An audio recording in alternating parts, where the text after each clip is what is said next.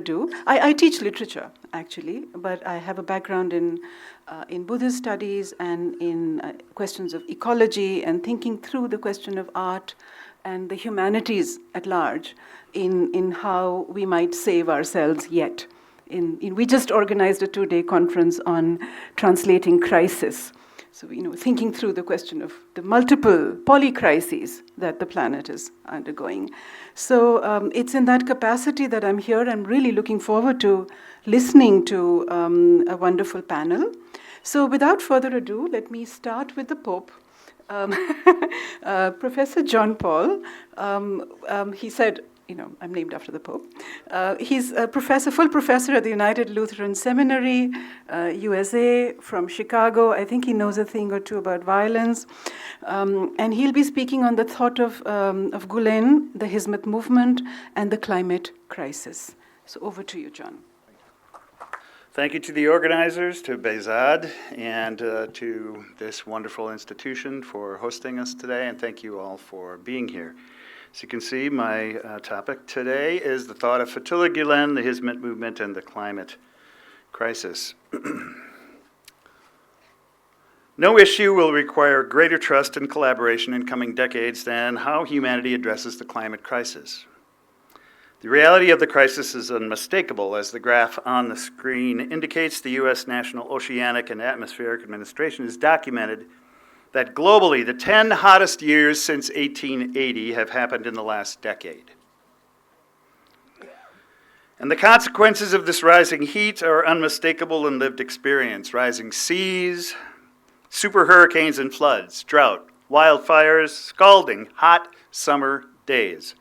The prospect of an uninhabitable earth, as David Foster Wells put it, looms. In light of this crisis, can the theological inspiration of Fethullah Gülen, combined with the social movement energy of the global Hizmet movement, as profiled helpfully by scholars like Pim Valkenburg and Mohammed Chattin, serve to mobilize people of faith and reason to act to mitigate the effects of climate change? In brief, I will outline 3 areas where Gülen's theology and the Hizmet movement show exemplary potential to work effectively on the climate crisis. I will then pose 3 brief questions, really matters for research more than anything else, and action that suggest ways the movement must continue to develop and expand. First, building on Said Nursi, Fethullah Gülen encouraged human beings to fly with 2 wings, that is, to unite scientific reasoning with spiritual wisdom. In many ways, Gülen foresaw the destruction of the earth that followed from science shorn of spiritual wisdom and of spirituality without scientific integrity.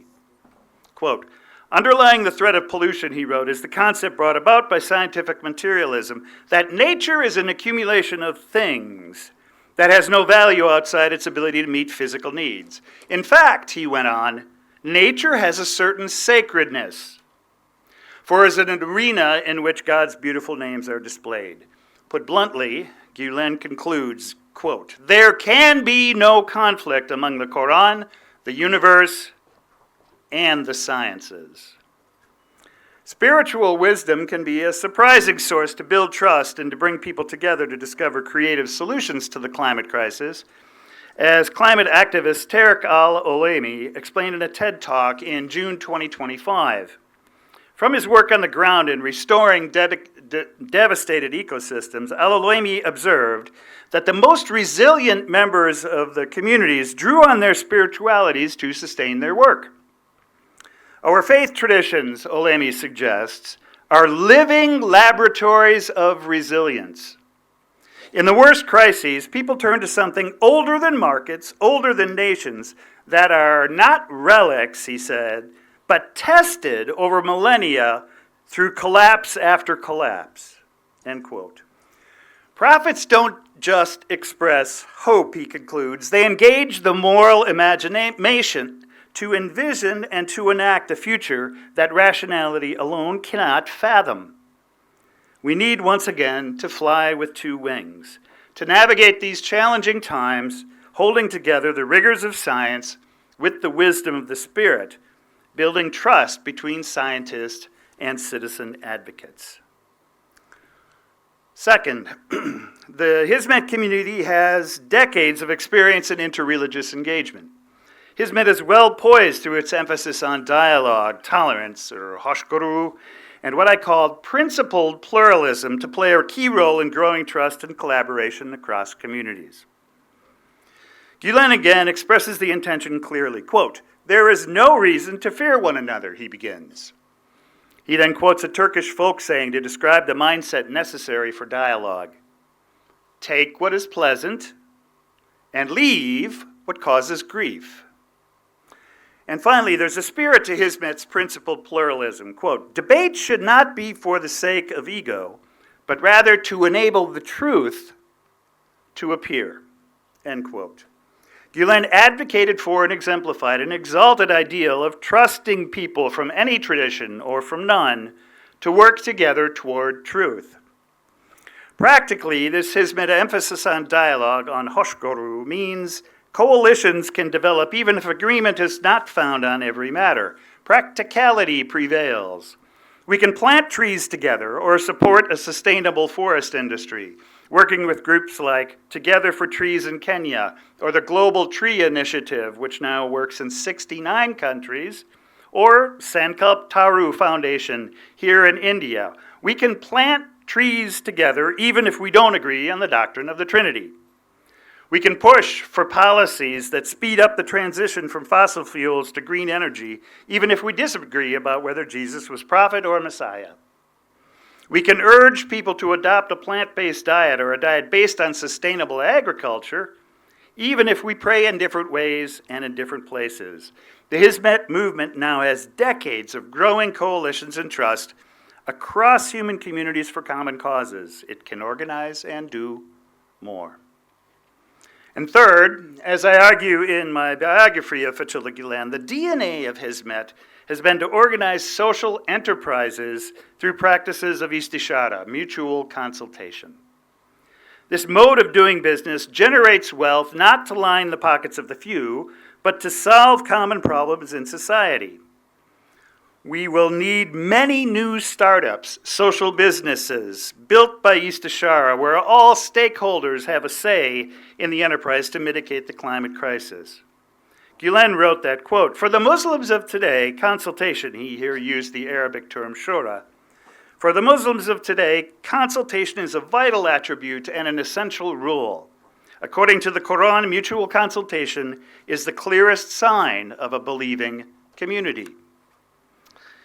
In Turkey and elsewhere, where people inspired by Gülen have landed, the businesses that emerged from the trust at the heart of mutual consultation included television networks like Samanyolu, newspapers like Zaman, magazines like The Fountain, social service agencies like Kimse Yokmu, a bank, Bank Asya, hospitals like Shifa, and more, all in service to society and to address social needs. Why not social enterprises to address the climate crisis? Today, and I was actually a screen behind, I'm sorry about that. Today, there are scientists, engineers, communicators, and business people inspired by Gülen who can take his model of mutual accountability, mutual consultation, and put it to use addressing the climate crisis. There are prophets consistent with the prophets awaiting to be mobilized in this great effort. And there are blueprints out there about how to proceed from geniuses like Bill Gates, scholars like Jeffrey Sachs, unitary thinkers like indigenous American botanist Robin Wall Kimmerer, and many more. The steps are clear. Societies must transition to electric vehicles. Engineers must design and refine efficient carbon capture and removal processes. Industries and agriculture need to decarbonize, and states and nations must advance green energy generation, such as solar, wind, and fusion power, and plant more trees, among other initiatives yet to be imagined. A focus on the climate crisis by the Hizmet community will both live out the vision of Fethullah Gülen to fly with two wings and open up opportunities for sustainable, in several senses, social enterprises for the future. Now, Fethullah Gulen was a man of his time, and the Hizmet community, of course, suffered a severe shock in being the scapegoat to solidify a dictator's fragile regime, a shock from which the movement is still recovering. There are then three questions that I want to pose about the legacy of Fethullah Gulen and the future of the Hizmet movement in relationship to the climate crisis as I close. First, Gulen's theology, like much of Western theology, is anthropocentric, focused primarily on the destiny of the human individual in relationship to God. In contrast, eco-theology in the secular ecological movement tends to be terra-centric, earth-centered. Can Hizmet articulate a theology and ethic of earth care that is appropriately theocentric and terra-centric, bridging with integrity and trust, the spiritual and scientific communities? I hope so. There are other examples of Muslims doing such work in theology and ethics out there, beginning with Saeed Hossein Nasr's groundbreaking work, and with many other contemporary agencies and research to draw from, such as Green Faith and the Global Muslim Climate Network. And in coming months, I've already started, scouring Gulen's writings for his implicit eco-theology, as I'm working on a book on trees in the history of religions. I expect to find help from him. In fact, I know already I will find help from him. Similarly, Gulen brilliantly recognized that being with the oppressed is the same as being with God. How does this take on meaning when the oppressed is the planet Earth itself? Eco-theologians often offer neo-animism as an answer. We recognize that the living but suffering Earth embodies God's spirit, God's compassion. Is this a road too far?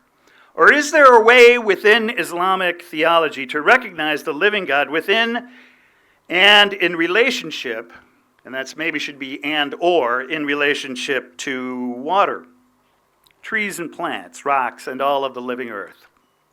Certainly, Islamic art and architecture are rich with natural and especially arboreal imagery, pointing to an awareness of divine immanence in beauty and harmony that accords well with what eco-theologians suggest as a necessary turn in the face of this crisis.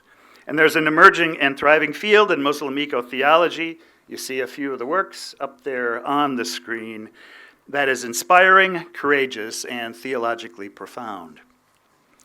Finally, and this is my last of the 3 points, or 3 questions, social movement effectiveness requires an unrelenting focus on achieving purpose.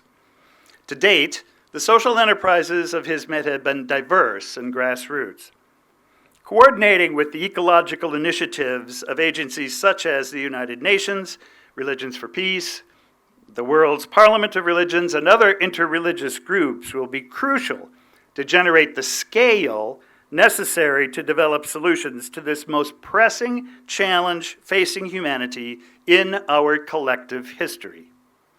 A future of flourishing with dynamic public-private partnerships, cooperation across agencies and faith traditions on common ventures, and the development of social enterprises that can help us to heal and to repair the planet awaits only our energy and commitment to bring them to life. I find that future very exciting, and I'm confident that it is in keeping with the future that Fethullah Gulen envisioned for the planet too. And so I'll conclude with some of his words. As he put it once, people of faith see all existence, living or not, as a family. They make contact with the rest of creation, taking an active part in the life of things, and in their conscience they feel the vastness of the title of vicegerent which has been bequeathed to them. They inhale the scent of the earth as if it were the sweetest of aromas. They salute the orchards and gardens, the mountains and valleys, the grasses and trees, the roses and the flowers with the language of their heart as if these things too had senses. They caress all creatures that they encounter, as if they were friends assigned to keep them company in this guest house.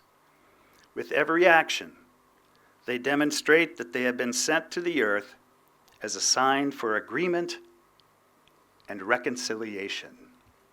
End quote. May it be so. Thank you so much, Professor John Paul, for that very evocative and poetic, if I may say so, presentation. I'm very excited that you're working on a history of trees in religion. The Buddha was born under a tree. He attained enlightenment under a tree. I come from the Buddhist tradition, and of course in India, trees are worshipped. Those of you who are visiting for the first time, you will see, I hope, some of these visual signs of the worship of trees. Without further ado, let me invite the next speaker, Alp Aslan Dogan, he's the Executive Director, Alliance for Shared Values, based in New Jersey and New York, and very much a part of this movement. So, over to you. Thank you. Good morning. Assalamu alaikum. Peace be with you all. I want to thank the host of Jindal University and Indialogue Foundation for giving us this opportunity to meet with friends and make new friends, and hopefully expand our network of friendship with the goal, ideal being a friendship of all humans. I will be talking about pillars of environmental consciousness in Fethullah Gülen Hoca Efendi's discourse and the practice of the Hizmet movement.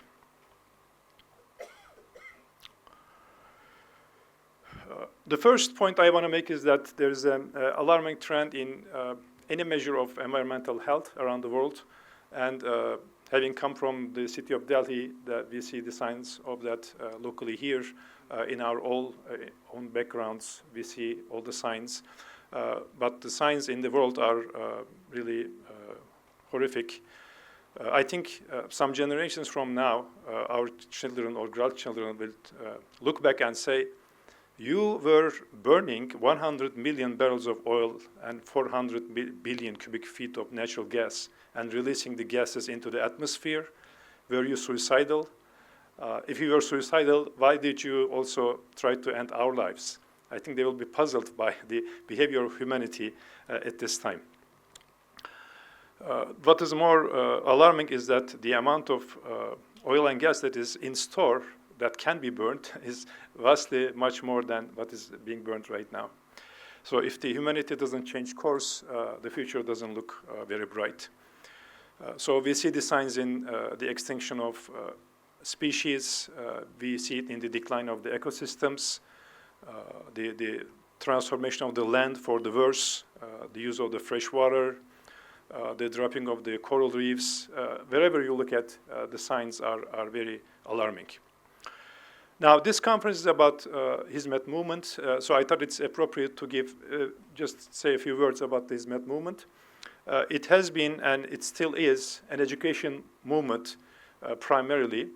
It started in Turkey in the 60s when the country was suffering through major economic and social problems. In a matter of 4 or 5 decades, the participants reached over 1 million, mostly still in Turkey, but increasingly out of Turkey, thanks to the persecution of the present Turkish government. There are 500 plus education institutions still active around the world in over 100 countries. The ones in Turkey have been shut down, and most of these institutions are grade schools, and there are several universities. In addition to the educational institutions, there are major humanitarian relief associations and dialogue organizations. And my organization, the Alliance for Shared Values, is an association of dialogue institutes in the United States. Since we are in India, I also wanted to mention that Mr. Gülen was the recipient of the Gandhi King Ikeda Peace Award in 2015, given by the Morehouse College.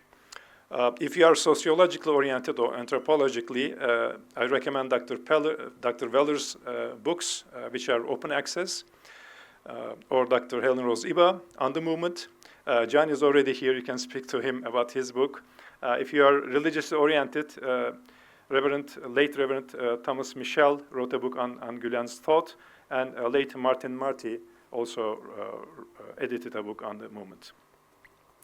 Now, the first point I want to underline in Gülen's discourse on environment is that he regards the safeguarding of the environment as a fundamental duty for Muslims. Now, Muslims constitute roughly 1/4 of the world's population.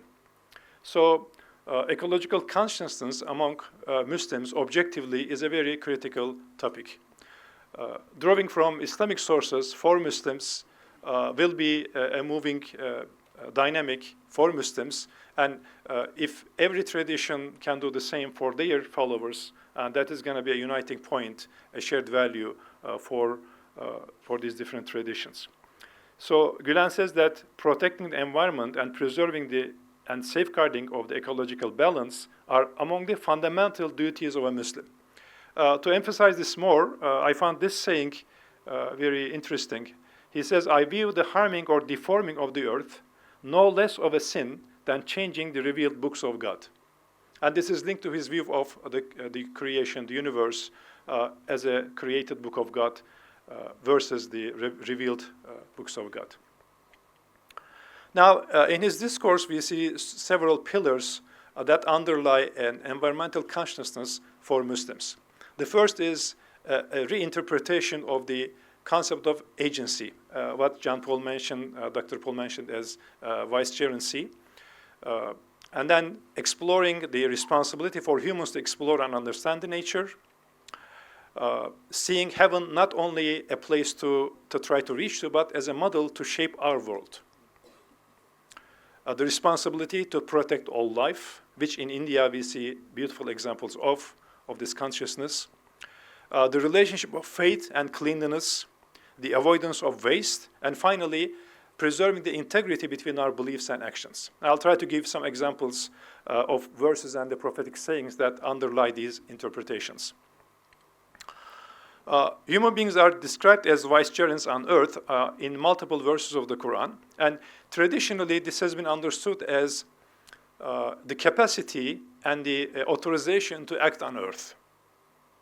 As vicegerents, humans are authorized and are capable of acting on earth. What is missed in Gülen's understanding is that it also implies responsibility. Because vicegerent, the word vicegerent, khalif or khalifa in Arabic, means that you are not acting by yourself. You are acting according to a reference. And that reference, according to Gülen, is the creation of the world by Allah, by God. Therefore, humans have the responsibility to study, to understand the earth as it is created by God and take it as a reference to preserve its original beauty. So with authorization and power comes responsibility, a redefinition or review of the definition of the concept of vicegerency. So with this responsibility to take God's creation as reference comes other responsibilities. For instance, that means you need to protect the diversity of the plant and animal species because that is how they are created by God. Also, to preserve the ecosystems of these animals and plants because they live in these ecosystems. When ecosystems are destroyed, that they cannot continue to live. If you are not protecting the ecosystems, you cannot claim to be protecting the lives. And striving to create living spaces for people without causing harm to ecosystems. And it can be expanded even more. And now the second point, or another pillar that Gülen mentions is interesting. In the Quran, there are depictions of paradise, many, many depictions of paradise. And this has been historically understood to be just encouraging believers to strive during this world for spiritual growth. Therefore, they end up in paradise. And then there is a particular verse that talks about believers of whoever died with an ounce of faith in their heart. When they are in heaven, they will be offered fruits, and they will say, this is similar, this is like what we had on earth. And this was interpreted classically as, if you are very new to a pleasure, to a taste, then initially you may not appreciate it because it is very new to you.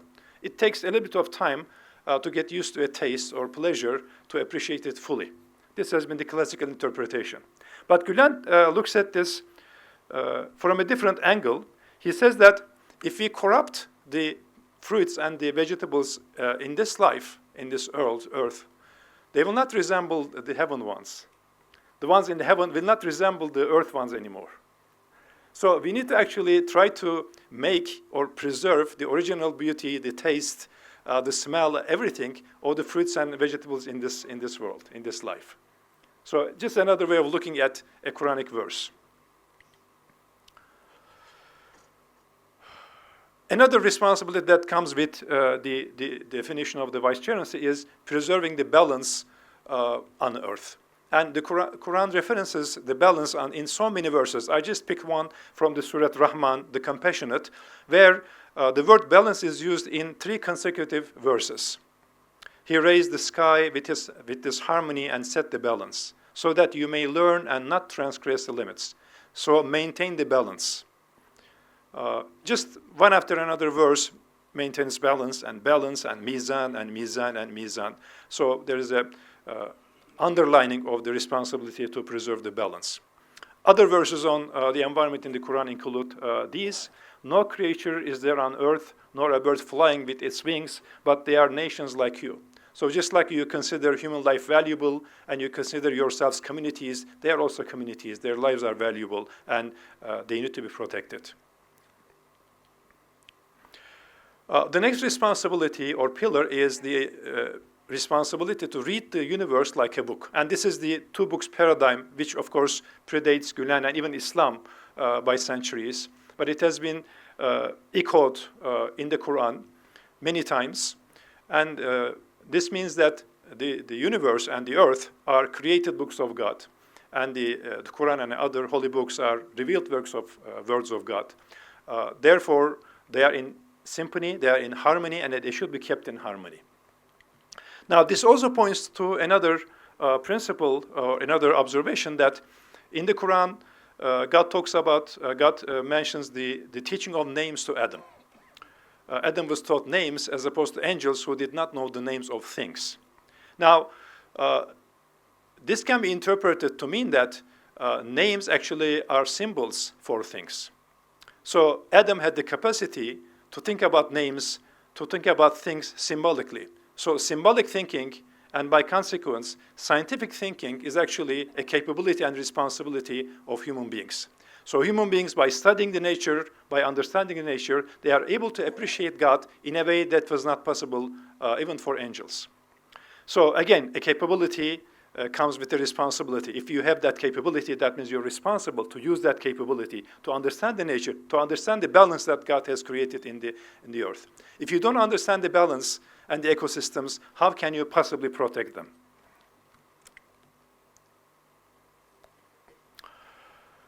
The next pillar Gülen mentions is that the depictions of the gardens of heaven in the Quran are not only meant to encourage believers.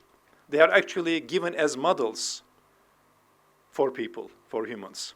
That means we should try to make our earth, our lives, our world look like heaven. I just wanted to give one example here. The Quran mentions in many verses gardens under which rivers flow. The paradise gardens are described as gardens under which rivers flow. So whenever we design a living space or a workspace, can water be a part of that design, that architecture? And then there is a verse that says, we will settle them under a shade with blessings. And a prophetic saying, when explaining, referring to this verse, that in the heaven there will be a shade under which a horseman will travel for years and will not reach one end of the shade. So even if you don't know this interpretation, can we understand the meaning behind the word shade and strive to have shades, really deep, dark shades in our gardens, in our world? The Prophet Muhammad, peace be upon him, والسلام, declared 2 prohibited zones known as haram in Arabia. Now, this is known, especially the fact that non-Muslims are not allowed to enter the haram area in Mecca is very well known. What is not known is what the Prophet what did he say when declaring these areas? The Prophet said the following: This is the area around the Masjid al-Haram in Mecca. And I was happy to learn that Saudi government actually started much bigger places like this. So the Prophet said that no one who believes in God and the last day shall spill blood here in these haram areas. And its plants shall not be plucked. Its wildlife will not be touched, disturbed. And whatever is found here will be returned, will not be kept. So essentially, Prophet Muhammad, peace be upon him, was declaring a wildlife preserve in 7th century Arabia. Gülen's emphasis here is that we need to go back and reread the hadith literature, the actions and the sayings of the Prophet, because when we studied his life and the sayings, we often looked at that from the angle of compassion or respect for people and life, peace, keeping, minimizing damage to anything. But if we consider the literature from the point of view of environment, he says we will find so many gems in this literature. So if he declared 2 wildlife preserves in 7th century, definitely humanity ought to do much better in the following centuries. And there are stories of the Prophet, peace be upon him, protecting all kinds of animals, camels, birds, and then even changing the army's path in an expedition, in a military expedition, when they came across the nest of a bird. Which Gülen points out that it's a strategic decision which may end up actually in the failure of your mission, a military mission. And there is a prophetic saying which is often misinterpreted, which says that it is okay to kill harmful animals like snakes and like that. Whereas Gülen says that this is only a permission, it is not encouraged at all. And there is in another prophetic saying or story, Prophet and his friends were traveling, and when they settled in a place to take a break, they saw a snake approaching them. And then upon seeing this, the Sahaba companions picked up some stones and maybe sticks and began working toward the snake to beat or stone the snake. And the snake realized it and turned back and then escaped. And the Prophet said, you were saved from the snake's evil or harm, and the snake was saved from your evil or harm. So he described this action of trying to beat or stone the snake as an evil and harm. So the principle Gülen draws from this is that the permission to stop these animals is only for protecting your life. If possible, you should try to evade the situation, escape from the situation, and not kill the animal. There are several verses and Quranic verses and prophetic sayings encouraging planting trees and other kinds of plants. And the other pillar is cleanliness. One very famous prophetic saying says that cleanliness is half of faith. So Gülen interprets this as saying that means if you lose cleanliness, not only in the spiritual sense, but also in the material sense, that means you are damaging and harming your faith. Cleanliness is linked to not only your spiritual faith, but also your material cleanliness with your faith. And I'll conclude with this principle or pillar of integrity. So reportedly the Prophet Muhammad, peace be upon him, was visiting Sa'd, a companion, and he was performing ritual washing wudu. And the Prophet said he saw him using a lot of water by a river or lake. And the Prophet said, why is this waste? Why are we wasting water? And the Sa'd was surprised. Can there be possibly waste when we are doing wudu? It is a spiritual washing. Whatever water we use here, can it possibly be waste? The Prophet said, yes. Even if you are performing wudu by a flowing river, you should not waste. Now, if you waste water, use too much water by a river, what's going to happen to the water? This is Gülen's explanation. It's going to go back to the river. So there's no waste, actually. But Gülen says you are violating your own belief. You are losing your integrity. You ought to keep your integrity. So your actions everywhere in your life should match with your values, your beliefs. In accordance with Gülen's principles, Hizmet Movement participants founded a foundation for research and protection of the environment. This foundation for a long time published this magazine, which is still available online, Ecology. Notice the spelling, it's not E-C-E-K, Ecology Online. So this has been kept for public education in Turkey for many years. And a high school and a university in Turkey affiliated with Hizmet started International Environmental Project Olympiads, drawing students from all around the world. So I'd like to conclude with these proposals of reviewing our traditions. If you are a Muslim, the Muslim tradition. If you are Hindu or belong to other traditions, your own traditions, to get the dynamics, the pillars, the values that support environmental consciousness. A periodic review of our collective actions, practices from an environmental perspective, and finally, forming coalitions. The basic Hizmet premise is that our roots may be different, but if we agree on the values, we can work together. So Muslims, Hindus, Christians, Jews, members of any world tradition, arriving at the same values from different roots, from different scriptures, but arriving at the same values should collaborate because the world's problems cannot be solved by any nation, any tradition alone. Thank you. Thank you so much.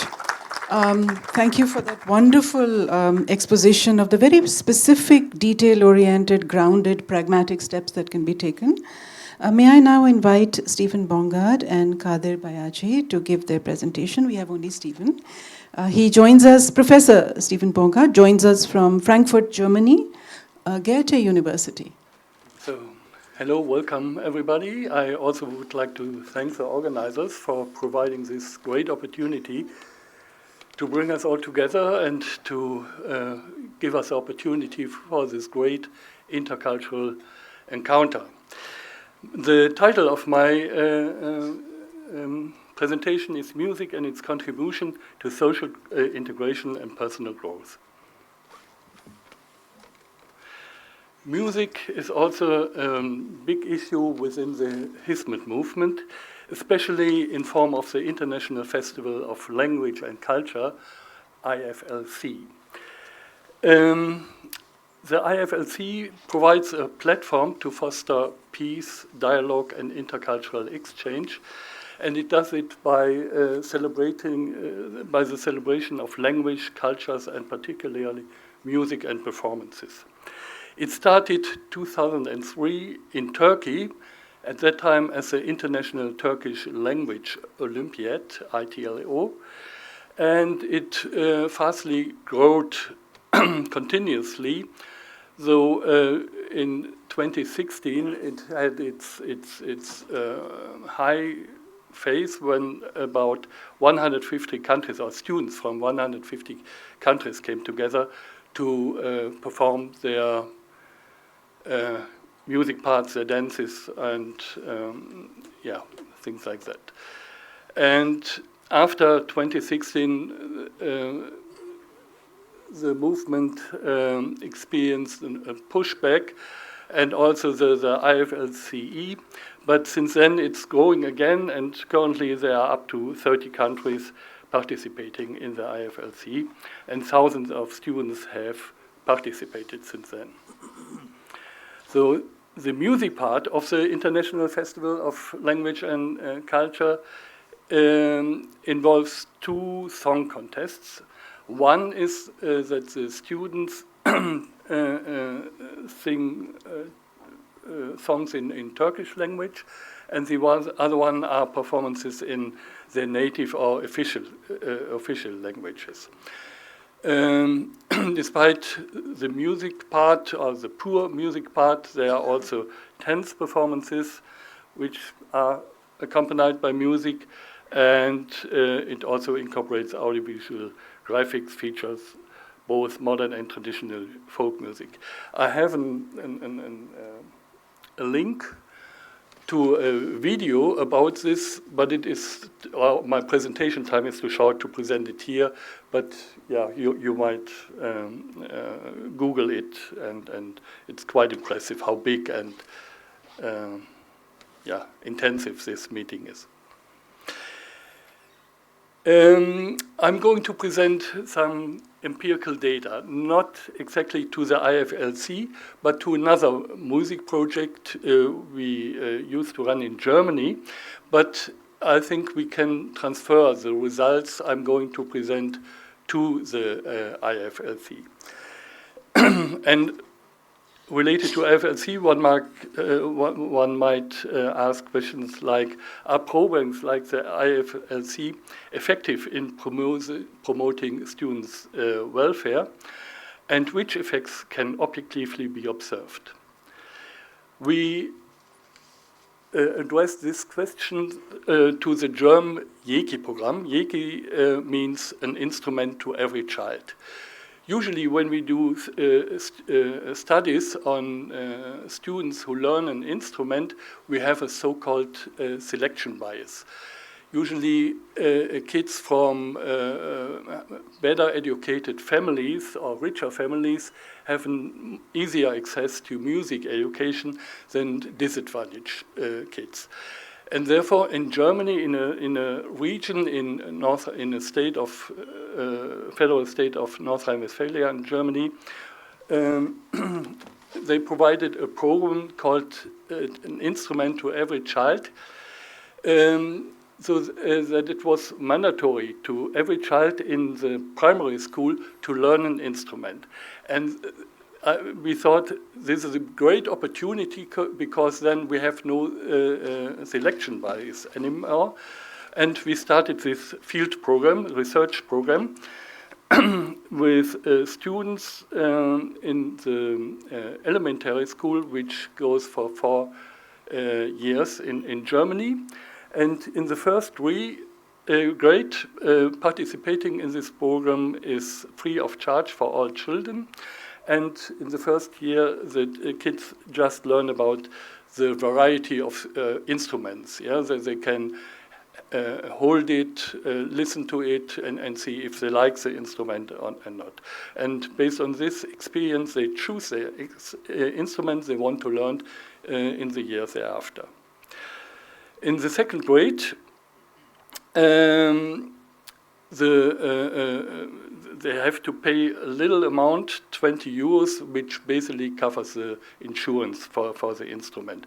And people or families who are not able to pay even this little amount of money, they can get it free and somebody will take their costs. In the second grade, they have instrument lessons once a week, additionally to the regular curriculum. And in the third and fourth grade, the fee is a little bit increased. Then the instrumental lessons are continued, but additionally, they also join a mixed-age school orchestra, and at the end of the fourth year, they give a public concert.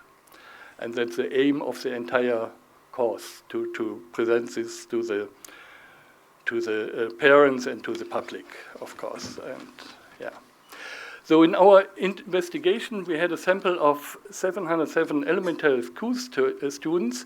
About half of this sample took part in the JECI program, and the others served as a so-called control group. We had a longitudinal design with 3 measures within 1.5 years, and we had 2 cohorts, second and third grade, and third and fourth grade.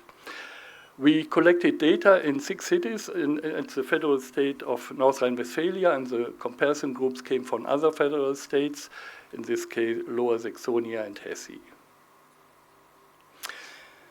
I'm a psychologist and come from the psychology department at the Goethe University in Frankfurt, Germany, and psychologists do their research very often with questionnaires, and so did we. So we presented questionnaires to the students where we asked for some socio-biographical data. We asked about their emotional experience during the instrumental lessons they had. We asked about stress experience, stress coping, and stress consequences. We asked about emotional and social school experiences and about adjustment processes, adjustment processes to the society. We asked those students who had a history of migration. That means that they themselves or one of their parents was born in another country than Germany and later came to Germany. This is, so the questionnaire looked like this. It's German language, I apologize for this. But you see, we had these little pictures so that we could tell the kids, so go to the row with a pig or with a carrot. And then we asked what's written here, the item. If I translate the first item, the task is, imagine you had an argument with a close friend. What would you do? And then the first item says, if something like that happens to me, I try to distract myself. Yeah, and so the other items followed. It was much longer than the 4 items I had here. The questionnaire measures seeking for social support, problem-oriented stress coping, avoidance, constructive emotion, regulation, an R is missing here, I'm sorry, regulation, and destructive anger-related emotion, regulation. And on the next slide, you see the blue line. This is the Yeki group, and the orange line is one of the control groups, which also had some special education, but in math. Yeah? And the third is just a no Yeki group, and which didn't get a special education. You see that the stress coping behavior of seeking for social support, which is considered as very adaptive, increases only in the Yeki group and was about stable in the other 2 groups in the period of 1.5 years. On the next slide, you see the stress coping behavior, problem-oriented coping, and here the Yeki group is green. And you see a stable linear increase in this behavior. It's, the other 2 groups are also about stable. If you compare T1, time 1, and T3, you don't see much of an increase. Only the yellow line is constantly increasing. For those kids with a migration history, we also use a questionnaire called Frankfurt Acculturation Scale, which measured how strongly people or students in this case are oriented towards the host culture, or how strongly they are oriented towards the culture of origin. The first item reads, my parents are talking German to me. When my parents talk to me, they talk in German language. And the second one, I like it when we travel to our other country. The other country was explained to the kids, that's the country where you was born or where your parents were born. Yeah. And as you see in the first cohort, that are the younger students, there's not much of a difference. But in the second cohort, so that are the students 3rd and 4th grade, we see that those in the non-music in the music conditions, that's the brighter gray column, they are more strongly oriented to the host culture, which means, in this case, the culture where they are currently living in, the German culture. And those who didn't take part in the music program were less oriented to the host culture. But only that happens only for the older students. Mm-hmm. And if we have a closer look, that's especially true for the boys. They profit much more than the girls from this music program. Okay.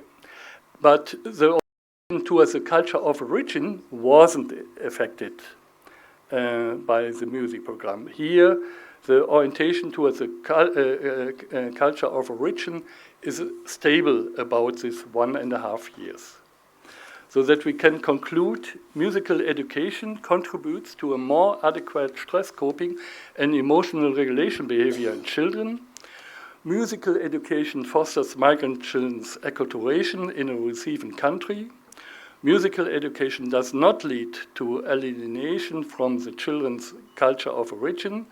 And if we generalize this to the IFLC program, we can say that musical education as promoted by Hizmet with the IFLC contributes to positive development of children. Thank you very much. Thank you. Thank you, Professor Stephen Bongard, for that, insight into compassion in action. Let me move on to invite our last panel. We have Rabbi Leonard Gordon. He's a chair of the National Council of Synagogues in the USA, and Professor Leonie Lefkowitz, professor of English, I'm really happy to see, from Northeastern University. They're doing a joint presentation, but separately.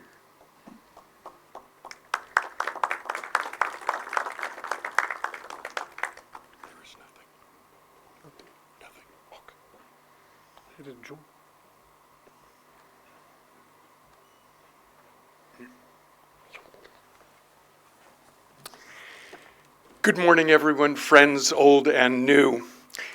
It was my privilege to participate last year in an interfaith journey to Spain, co-sponsored by the American National Council of Synagogues, Hizmet, and the ARCO Forum, in which Jews, Muslims, and Christian participants visited Cordoba, Granada, and other cities in Spain that brought to life the period of history that we chose to learn about together, La Convivencia in Al-Andalus.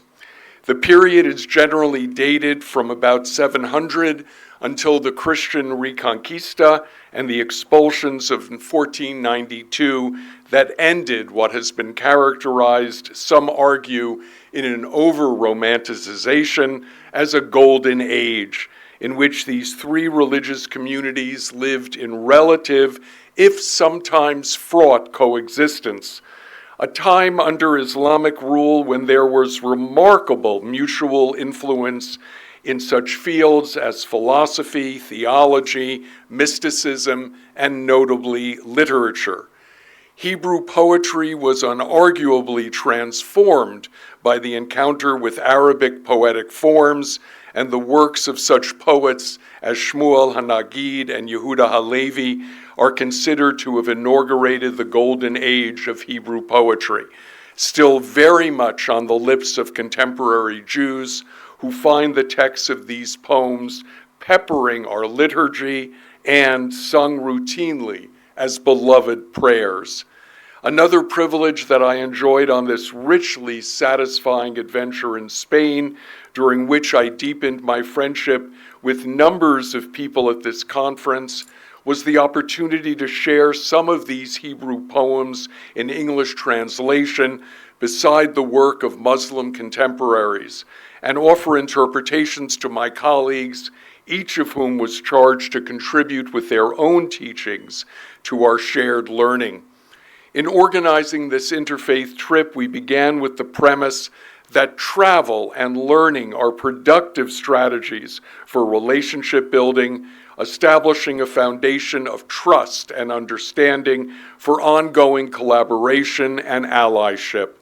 Leaving home, supporting one another in the inevitable challenges of a journey, navigating unfamiliar landscapes together, and more deeply cooperating in the creation of a collage of a shared moment in history in the leisure of our prescribed days together, is a technology for advancing our shared goals. Each of us served formally and informally in the roles of both teachers and learners. In the Jewish historical experience, the Beit Midrash, the house of study, our madrasa, is a site of holiness, on par with the house of prayer and the family home. In principle, such learning is for the sake of heaven, working in partnerships to better comprehend the meaning of holy books. Scholars have also recognized that perhaps equally powerful is the love that grows not only for God and holy books, but the love that one develops, perhaps as a function of transference, for that aspect of divinity that is in one's fellow learners. Professor Vanessa Oakes writes movingly in her book, Words on Fire, about the relationship between chevrutot, study partners. She puts it this way: studying together, you develop a profound personal intimacy. You open up spiritually to each other. If you are learning Torah seriously, you bring your whole self into it, sharing your deepest inner experiences. Partly thanks to my half-century-long marriage to a student of literature, Lori Lefkowitz, my co-presenter this morning, my sharing on our trip was poetry. As part of her work at Northeastern, Lori leads 5-week summer courses in different parts of the world. For the past 2 summers, she took diverse student groups to Morocco and Spain, where she taught folk tales and poetry, also with a focus on La Convivencia. So in advance of my trip with Hizmet, I was homeschooled by Lori as we studied a selection of poems, a small sample of which we will briefly explore with you in the time we have remaining, making a limited case for the value of learning poetry together in interfaith contexts. Poetry distinctively captures paradox, that condition of life in which we are aware that 2 truths may contradict one another and nonetheless both prevail. Holding, balancing the complexity of competing truths lies somewhere near the heart of interfaith work. Struggling over the meanings of well-crafted texts, learners can find an opening of heart and mind, and that closeness comes from shared intellectual engagement. I pass the baton to Lori.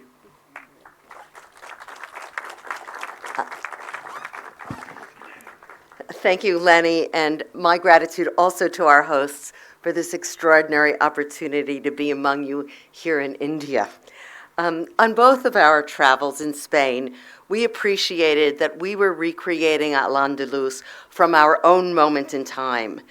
To underscore that our own experience is the filter through which we apprehend the past, Lenny began his teaching in Spain, and I begin my university travel course in Al-Andalus, not with a work of medieval literature, but rather with the Palestinian national poet Mahmoud Darwish and his magnificent 1992 11-part ode, or Qasida, with the translated title 11 Stars over Andalusia. The opening stanza concludes with this lament: soon we will search in the margins of your history, in distant countries, for what was once our history. And in the end, we will ask ourselves, was Andalusia here or there, on the land or in the poem? Unquote. Layering one displacement over another, the poet invites us into the experience of diaspora, the longings and confusions that rise up from our efforts to retrieve one's own history in the marginalia of conquerors' revisions. Asking, was Andalus here or there, on the land or in the poem, Darwish empowers the text to embody and extend the legacies of ancestral homelands. Darwish wrote these poignant verses, originally published in Arabic in London and Al-Quds, in commemoration of the 500th anniversary of the fall of Granada to the Christian conquerors in 1492, a year resonant for 2 peoples, Jews and Muslims. In Darwish's words, Andalus might be here or there or anywhere, a meeting place of strangers in the project of building human culture. It is not only that there was a Jewish-Muslim coexistence, but the fates of the people were, but the fates of the people were similar. That was his quote. But more important, according to Edward Said, Darwish, who had recently made his own first visit to Spain, also wrote this poem as an eloquent, if indirect, response to the Madrid Peace Conference in 1991, the outcome of which he found profoundly disillusioning. In the first stanza, On Our Last Evening in the Land, Darwish captures a moment of transition, and he writes, On our last evening on this land, we chop our days from our young trees. There's a tree reference for you. We chop our days from our young trees, count the ribs we'll take with us, and the ribs we'll leave behind, unquote. Always as refugees, we leave parts of ourselves behind, not least of which the bones of our dead. A few lines later, he writes, Here on our last evening, we look closely at the mountains besieging the clouds, a conquest and a counter-conquest, and an old time handing the new time the keys to our doors. So enter our houses, conquerors, and drink the wine of our mellifluous muwasha. The reader understands that Darwish, who was born in 1942 in Birwe, a village that would be destroyed in his own childhood, has folded Granada into Palestine, and everything, including the relationship between the clouds and the mountains, becomes an imaginative projection of these layered conquests and reconquests. The keys of abandoned homes evoke Palestinian losses, even as the poet suggests that the old time, 1492, gives over the keys to the new time, nearly 500 years later, when new conquerors displace the old. The poet-speaker offers up hot tea and pistachios left on the tables and imagines the conquerors drinking the wine of classical Arabic poetry, the muwasha, which had long since, ironically, become a beloved form of Hebrew poetry. The poem insists that Al-Andalus is not one place and not one time, that people carry their pasts into the imaginative realm of our present, and while we are here on earth, our long ancestral timelines briefly cross one another. By beginning my course here, I hope to signal to my diverse students that our conversations will not evade unsettling issues about which we may be sad, confused, and divided. At our best, we are not only building consensus, but also finding ways to respectfully process difference. Pursuing the theme of separation, I introduced the Hebrew poets with Dunash ibn Labrat, a 10th century Hebrew poet born in Fez who settled in Cordoba and is credited with introducing, controversially in his own time, Arabic metrical patterns into Hebrew poetry. In a surviving poetic fragment, Dunash defended his choice. He wrote, "Let scripture be your Eden and the Arabs' books your paradise grove." While the details of his life are vague, we gather that Dunash was exiled from Cordoba in the political turmoil of 960 following the death of his patron. Our evidence for this exile comes in part from the only surviving Hebrew poem from this period known to have been composed by a woman, a poem discovered in the Cairo Geniza, a rich repository for medieval Hebrew literature. The poem was written by Dona Dunash Labrat, his wife, and it reads, it's short, quote, "Will her love remember his graceful doe, her only son on her arms as he parted? On her left hand he placed a ring from his right, on his wrist she placed her bracelet. As a keepsake she took his mantle from him, and he in turn took hers from her. Would he settle now in the land of Spain if his prince gave him half the kingdom?" Unquote. Like 11 Stars, this Hebrew love poem locates us in a moment of departure and separation, a mother with an infant on her hip, exchanging a series of intimate, specific keepsakes with the fleeing poet, as she asks if he will stay faithful, wondering aloud if he will return to her. Refugees and family separations, the figure of the young child traumatically detached from his parent, is sadly resonant in our own moment. My mind goes unbidden to images close to home of immigrant families in the United States. This poem displays love and loss and the paradox that the promise of eternal faithfulness that is marriage is a trust ever threatened by exigencies of life lived in history. We know that Lebrat penned a poetic response insisting that he could not betray the bride of his youth given by God. But what we do not know, because history has not yielded this secret, is whether or not Lebrat ever did return to his wife and son. I'm going to skip a little bit here. Viewed nostalgically, Al-Andalus is sepia-tinted, the cusp of ending, saturated with memory. Here we all were, remembering the retrospectively designated convivencia, but actually, in 21st century Spain, participating in the centuries-long process of myth-making. Alzara, which I deleted this part, but Alzara, which is a shared memory of Jews and Muslims who grieved this loss in Granada, symbolizes loss and former grandeur, an enduring symbol of the fragility of power and an always fragile coexistence. The past cannot be retrieved, but memory crystallizes into stories from which we create a collective memory. Theorists distinguish between collective memory and a changing cultural memory, the shared knowledge, beliefs, values, and practices that a group of people transmit across generations. Cultural memory emerges from collaboration.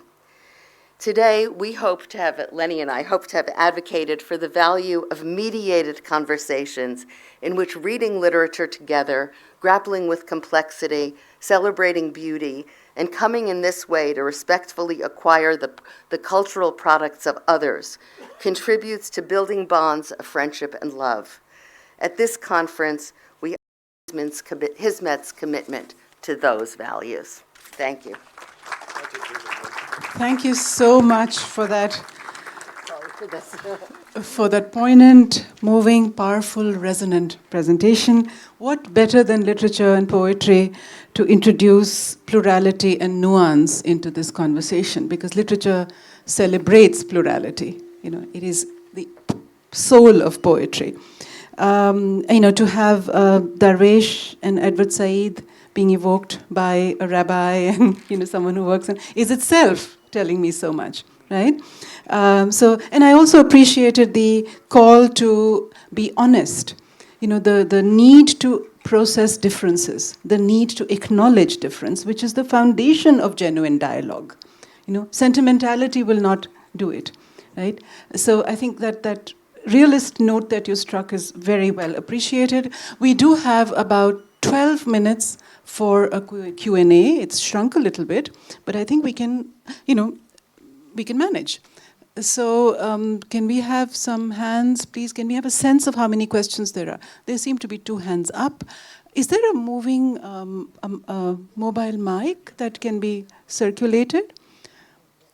Can we have a volunteer please handle one of the mics and give it to the speakers? Thank you.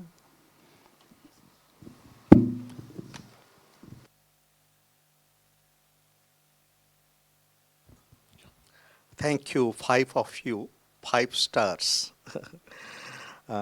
Beginning with Leonardo and Lori, reading poetry together. But what is our modality of reading and how it can be nurtured by cross-cultural opening? For example, reading in modernity is very much a static modality. Now in Africa, Asia, reading is also a moving modality. So dance and reading together. Now in terms of, I was thinking about 1492 and the destruction of Grenada. But 1492 is also not only the discovery of America, but it is also destruction of America. And today, America is also going through a process of destruction. So as you want to read Andalusia in the present, so what kind of creative works can be done to reconstruct America, Palestine, Israel, and the world?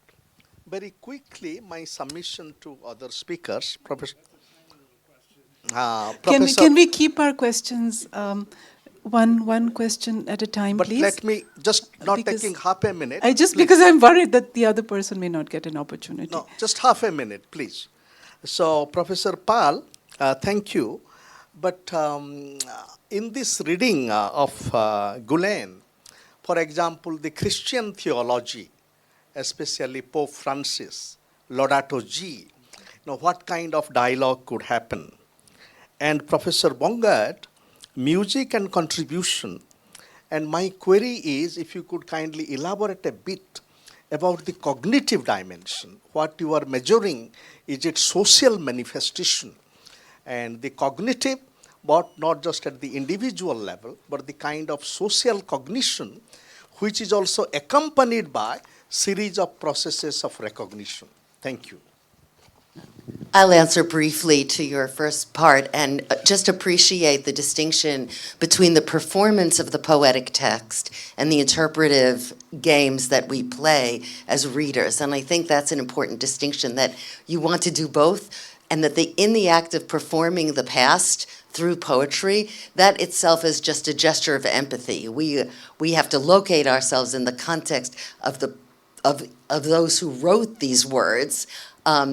And then we read from the multiple perspectives of the students in the room. So I think that's really a very valuable point. And to your point about America, an unanswerable question. I'm desperate to hear what people have to say about how we address, in particular, the environmental retrograde that we're seeing. But I just want to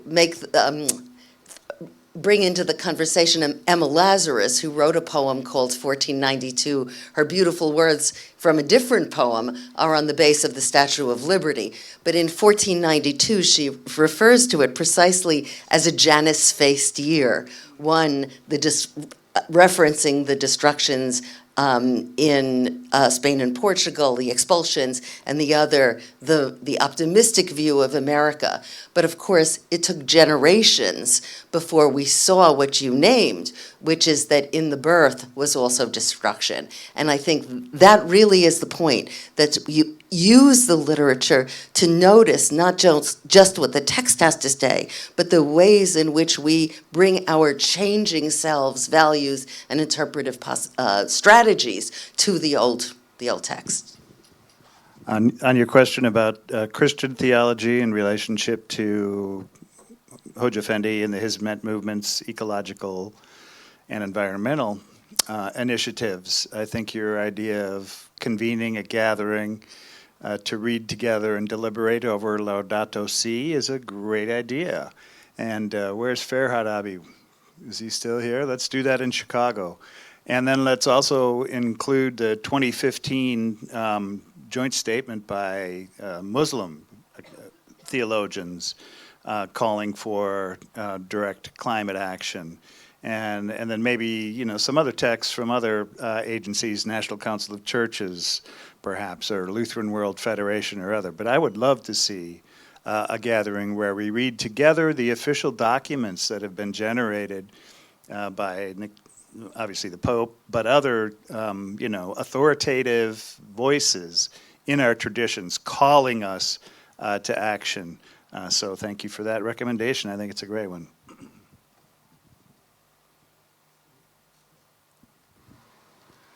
Okay. To your question, we looked at cognitive effects, but only at the individual level. I can't talk about, I have no data on social cognition. Our project was a joint project with my colleague and friend Günter Kreuz from the University of Osnabrück, and he focused on the cognitive effects, and we found strong effects in memory, short-term memory, and executive function. But in executive function, the music students were similar to the math students, and both groups differed from the third group. Yeah, that's only what I can say based on our project and our data. Okay. There's a lady at the back who has a question. Wendy. I just want to say really quickly about music. I loved your paper. I loved what you had to say. Sorry, Yeah, Wendy. no, fine. Duke Ellington said, "Music is prayer," but people pray in different languages, right? Well, not And I don't know if you've studied at all the research that's been done on what praying does to the brain. It would reinforce. They do functional MRI studies on Buddhist monks and other people who pray. And what it shows is that the part of the brain attuned to attention expands, and the lizard brain, calms. And I'm guessing music does many of the same things physiologically. Sorry, Wendy, for okay. taking some of your time. Well, that's okay, because my question is going to come back to you and Alp. So when we're talking about these environmental initiatives, and the Alliance for Shared Values has specifically one of their values as environmental advocacy. So where will we be going as the Hizmet in this area going forward, particularly since you can speak to the Alliance for Shared Values? Excellent question. So we are in the stage with regard to the Declaration of Hizmet core values, and this year Declaration of the Islamic sources of references of those values, which will be presented by colleagues. We are right now in the collective review, orientation, education stage. We are an association of dialogue organizations, so we identified environmental work as an venue, an occasion for promoting civic engagement, therefore dialogue, therefore building empathy, trust, and collaboration. We had other themes through the years, but now environment is going to be one of the themes around which activities will be organized. Of course, there are other Hizmet affiliate organizations in the United States, over 100 NGOs. I know that the mentorship program, they are also picking up these values and integrating them into the curricula for mentorship programs. In one of our programs, which is called Young Leaders in Civic Engagement, we encourage high school and college students to come up with projects that contribute to social good, including environmental conditions. And we have so far awarded many projects toward that effect. I'm happy to say that one of the students involved in one project now studying in Stanford. So this year we are looking into integrating our Young Leaders in Civic Engagement program with the mentorship program to increase the number of young participants, because it is one of the very natural values for them to mobilize around.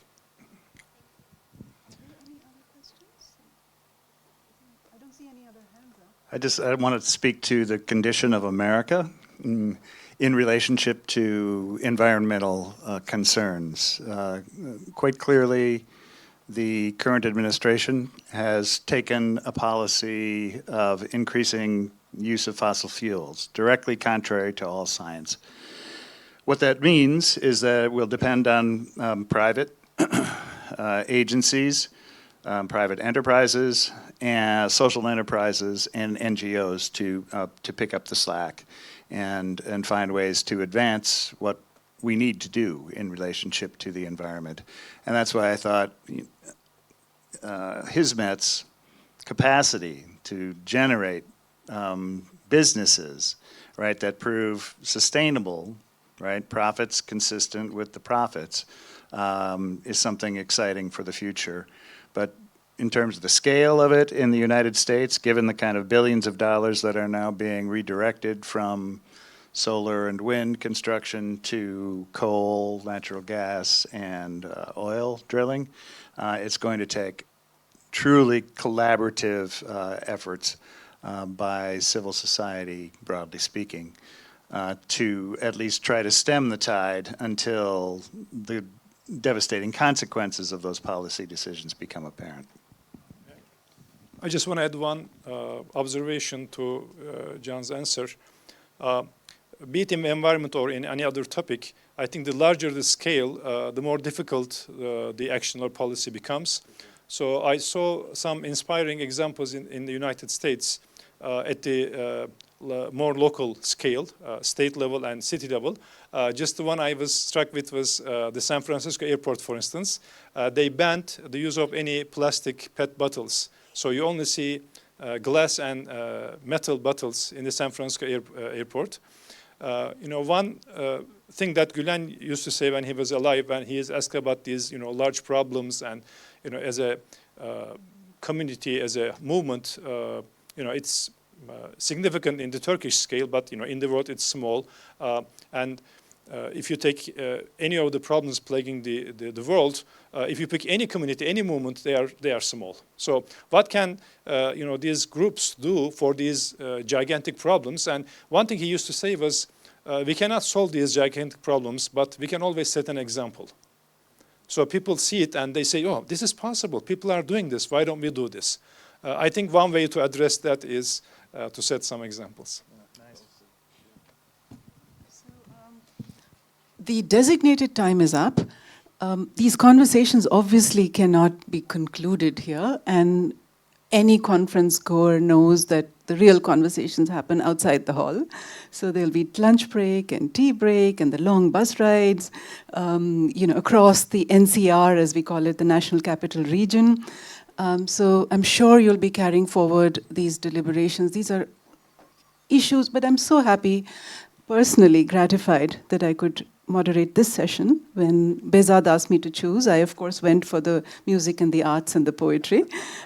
Because, affect, what we call affect theory now, is beginning to really recognize the value of emotion, which has been undervalued for too long in academia, right? We've placed too much emphasis on analysis and cerebral engagement without paying attention to, the somatic and the emotional and the spiritual, right, which have to go together.